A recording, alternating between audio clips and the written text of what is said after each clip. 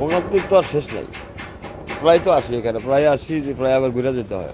অনেক সময় দেখা গেছে ফেরিতে যেতে, ফেরিতে যাওয়ার মতো ব্যবস্থা নাই, যাত্রীর গ্যাদারিং বেশি, এতে ভোগান্তি। ওপার থেকে আসতেও লঞ্চ বন্ধ, ওয়েদার ভালো দেখা যায় কিন্তু এরা বলে যে লঞ্চ চলবে না, বন্ধ। সকাল থেকে আইসা ঘন্টা পর ঘন্টা বসে রয়েছে, যে গাড়ি আইসা বসে রয়েছে, কোনো ভালো কোনো সার্ভিস পেতেছি না, যাইতে পারতেছি না।